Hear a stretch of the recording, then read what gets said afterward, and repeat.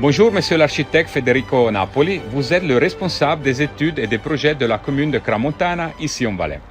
Plus précisément, il s'agit d'un bien religieux et culturel, la chapelle de Champsabé. Merci beaucoup pour votre hospitalité. Merci à vous, ingénieur Zanda. Effectivement, là, on se trouve à Corin, un village de Cramontana, et on est en face de la chapelle Champsabé. Cette chapelle, elle est du 1650 et elle présentait des problèmes d'humidité et dû à des remontées capillaires depuis le terrain. Et on avait envisagé des travaux invasifs.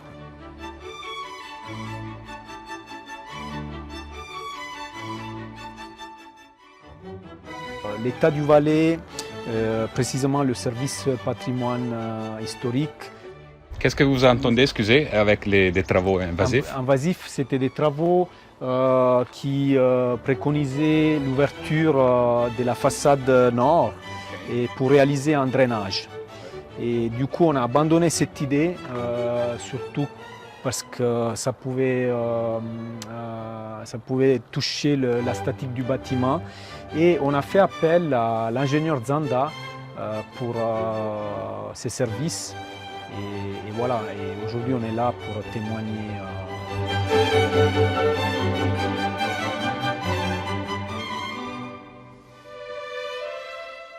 Est-ce qu'on a des problèmes si on fait des travaux invasifs pour des biens comme ça? Alors, on doit faire des demandes auprès de l'État du Valais, du service patrimoine historique.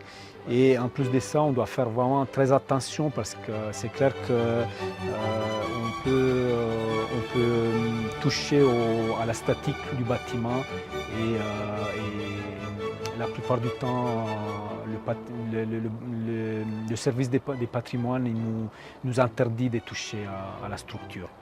Donc c'est pour ça que si on arrive à trouver des solutions moins invasives, pour nous c'est l'idéal.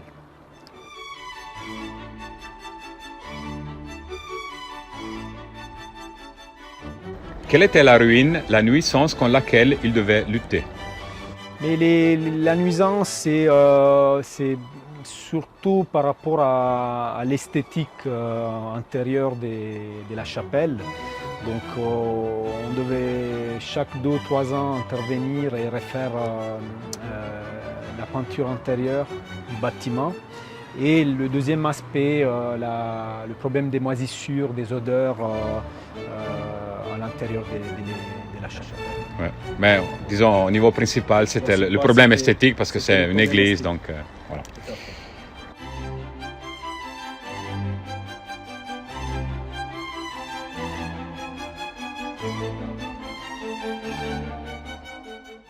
Quels ont été les résultats, le calendrier et le niveau de satisfaction obtenus suite à l'installation de la technologie murtronique pour restaurer les murs de l'église?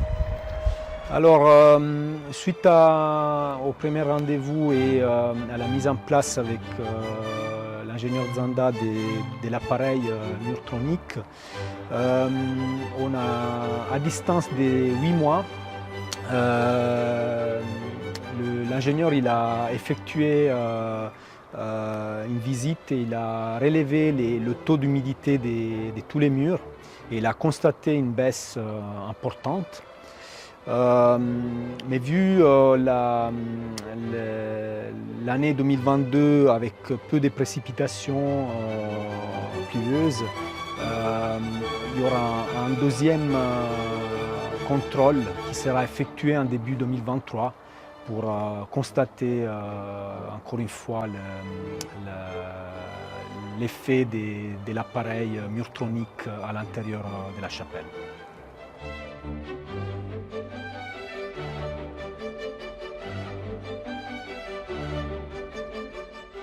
Recommanderiez-vous l'installation de la technologie murtronique à vos connaissances, à des collègues des autres bureaux techniques des communes ou bien à des gens, à des connaissances privées?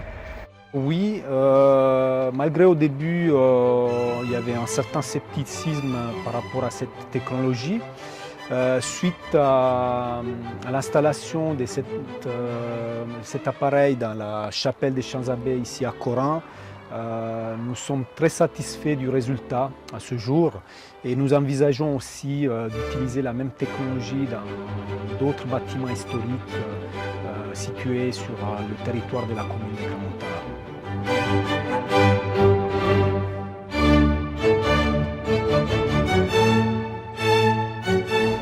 Merci beaucoup à l'architecte Federico Napoli pour sa disponibilité et son temps. Merci à vous, ingénieur Zanda. Nous sommes très satisfaits et nous espérons de pouvoir collaborer encore une fois dans le cadre de l'assainissement d'autres bâtiments situés sur la commune de Crans-Montana. Merci beaucoup et bonne journée. Voilà, merci. Bonne journée à vous. Merci. Au revoir.